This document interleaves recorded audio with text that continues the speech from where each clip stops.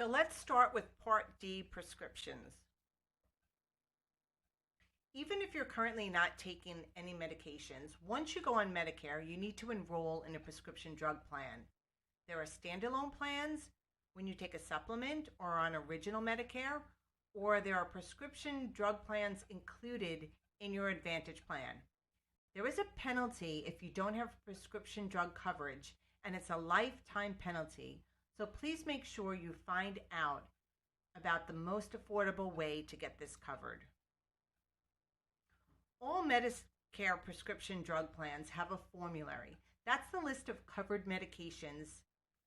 These plans are offered by private insurance companies. There are about 20 to 30 different plans out there with different formularies. The good news is that they have to cover at least 2 medications in any classification of drugs. So if you're out on a blood pressure medication, at least 2 that are out there need to be covered, and so forth. They put the medication in levels called tiers. So you have tier 1 and 2 are your generics and your preferred generics. This is your standard medication you'll find a lot for blood pressure, diabetes, heart issues. Then you have your tier 3 preferred, tier 4 non-preferred, and tier 5 specialty. The prices go up the higher the tiers. There's a deductible that Medicare sets at $480 per year. Each plan either adheres to that or they can make it lower. The deductible generally only applies to medications in tiers 3, 4, and 5.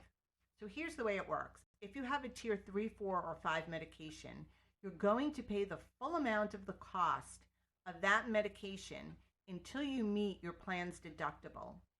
After you've met the deductible, you'll then pay either the copay or the coinsurance that's listed in that tier. There are different levels of coverage, and this is where everyone talks about the donut hole. So we'll start off with the first level. That's the deductible phase. That's the phase where you're paying 100% of the cost and the plan is not paying anything. Next, you moved into the initial phase. This is where you're paying your copays and your coinsurance. When the cost of what the plan pays and what you pay, meaning the cost of the medication, equals $4,430, you go into the coverage gap. Now, in the coverage gap, that's what everyone calls the donut hole. In this phase, they limit the amount that you pay. It's a temporary limit on what the drug plan will cover for the drugs. So you're responsible for 25% of generics and brands. That's your cost regardless of the tier that it's in.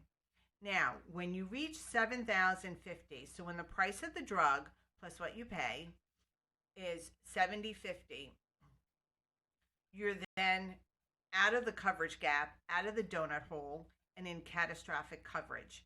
You'll then pay about 5% for the drugs.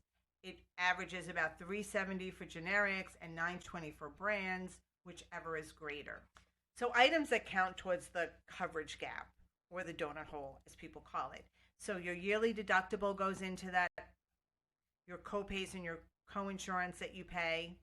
And if there's any discount while you're in the coverage gap, that's going to also get included. So for example, if the drug is $100, but it's discounted to $50, that full $100, that discounted amount will go in, and what you actually pay in the coverage gap. Things that will never get included, your premium's not going to count towards the coverage gap. There's a slight pharmacy dispensing fee that's in everything prescription that you pick up. That doesn't go towards it. And what you pay for drugs that aren't covered. So if you get some medication that's not a covered medication and you've paid out of pocket for it, it's not going to go towards the coverage gap. There are other things when looking at your medications. There are tier reduction, formulary exceptions, step therapy, prior authorizations, quantity limits that all go into the plan. And so the biggest thing is more details. The biggest thing with prescription drugs is to get a list of your medications and see what plans are going to make sense. Reach out to me. I can help you.